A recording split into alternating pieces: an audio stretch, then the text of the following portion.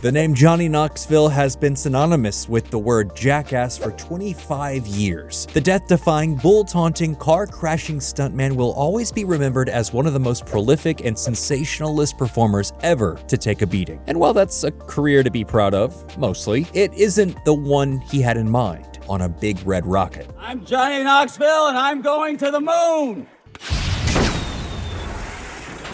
Born Philip John Clapp in Knoxville, Tennessee, Johnny Knoxville always dreamed of becoming an actor and writer. He set his sights on Los Angeles in the 1990s, moving his young family across the country in pursuit of that dream. And after appearing in a few commercials and bit parts, he finally found his niche. Inspired by the many bold antics of journalist Hunter S. Thompson, Knoxville pitched an article to several magazines in which he would test various pieces of self-defense equipment on himself. That equipment ranged from relatively minor items like pepper spray to more intense things like bulletproof vests. Hey Johnny, how'd it feel? It was cool. Didn't hurt? No, I was kind of scared though. Most magazines weren't prepared to take those kinds of risks, but editor Jeff Tremaine of skateboarding magazine Big Brother wanted in on the fun. Tremaine asked Knoxville to film himself testing the products, and while Knoxville didn't see himself as much of a video guy, he agreed. This was the true beginning of Knoxville's career. In a series of clips uploaded to the Big Brother website, Knoxville performed the stunts, and his bombastic personality and willingness to put himself in physical danger were enough to start the fire that would become Jackass. Tremaine used his industry connections to get several key individuals involved in their burgeoning TV project. Using Knoxville's clips, they pitched the stunt-focused comedy show to MTV, and the network loved it right out the gate. As MTV's former president of entertainment, Brian Graydon, put it, Johnny was so obviously a TV star even in that small clip. I thought, who is this guy? It was clear that Knoxville was making a name for himself. He was even offered a reoccurring role on Saturday Night Live well before Jackass premiered, but he wouldn't have been a traditional cast member. SNL's creator Lorne Michaels wanted Knoxville to show up every week to perform live stunts, and though he didn't know it at the time, this would be an ill omen for the future of his career. Knoxville ultimately refused SNL's offer because the Jackass TV show had barely gotten off the ground, and he didn't want to abandon the rest of the cast. And so, on October 1st in the year 2000, Jackass premiered on MTV. By the time its second episode hit the air, the show was breaking Sunday ratings records and inspiring teenagers everywhere to damage themselves and their parents' property. I want you to punch me in the face 1 second prior to takeoff so it softens the blow. Although critics and some sane adults questioned the ethics of the show and its extremely dangerous premise, none of it mattered. Jackass was pure adrenaline-fueled fun, and it spawned an entire franchise of movies and TV specials over its 22-year existence. The cast would go on to enjoy fame and notoriety, with most of them content to make Jackass their entire personality. But Knoxville had come to LA with bigger aspirations in mind. In a 2005 interview, he told GQ, "I want to do dramas. I want to do comedies. I don't know how much I give a f about romantic comedies. I don't know if you're gonna see me in Hope Floats too." So as far back as 20 years ago, Knoxville was making his intentions known. He didn't want to be the stunt guy forever. He wanted to carve out a more serious career for himself and let no one say he didn't give it his best effort. Who are you looking forward to seeing? I'm sorry? Who are you looking forward to seeing? Only you.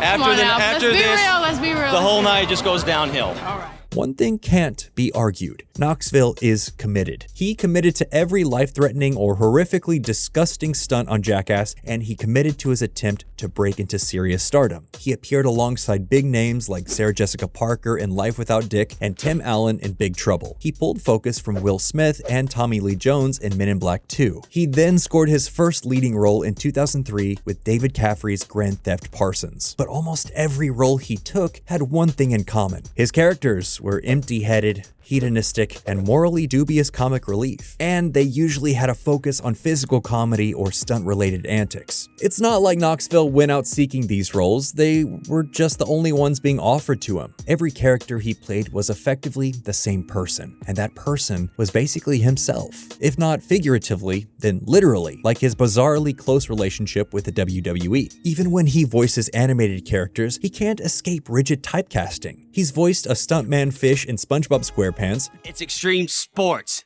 not spots. So, you want to be a drastical. Let's see what you got, little dude. as well as a motorcycle riding pooper scooper and a crude abuser on King of the Hill. The furthest he drifted from his usual role was when he provided the voice for Leonardo in the 2014 Teenage Mutant Ninja Turtles movie. And let's be honest, that last one wasn't exactly a performance to write home about. Do not say a word about this to anyone. If you do, we will find you. April O'Neil. His most recent acting gigs, like Hulu's 2020 TV series Reboot or 2024's Sweet Dreams, sees Knoxville playing a washed-up, raunchy comedian or a drinking, puking, sketchy alcoholic forced to coach a softball team. Because of his highly specific skill set and public presence, Hollywood shoved Knoxville into a box, and after all these years, he just can't seem to break out of it. Matters aren't helped by the fact that every movie Knoxville has played a part in was a box office bomb or critical punching bag, regardless of his performance. And to give credit where it's due, his performance isn't always terrible. When given good material, Knoxville can hold his own in a serious environment. How many times I've driven drunk with my daughter in the car? Despite playing that aforementioned raunchy comedian and sketchy alcoholic, Knoxville still flexes his dramatic muscles in Reboot and Sweet Dreams. But the problem persists. Most people didn't watch Reboot, and Sweet Dreams wasn't exactly a critical darling either. Still, acting was only one leg of the career Knoxville had in mind when he moved his family to LA in the 90s. He also wanted to be a writer, so what has he written? Well, as of recording, Knoxville's only real writing credit is for the Bad Grandpa screenplay, which isn't so much a screenplay as it is a loose collection of improv bits and stunt work. Even the projects he's claimed protocorial credit for tend to be Jackass or Jackass adjacent. It's not clear why Knoxville hasn't tried his hand at other genres, but there's plenty of room to speculate. The first and most obvious reason for Knoxville's stagnation is that his typecasting also extends to his writing projects, and there's simply no interest in or funding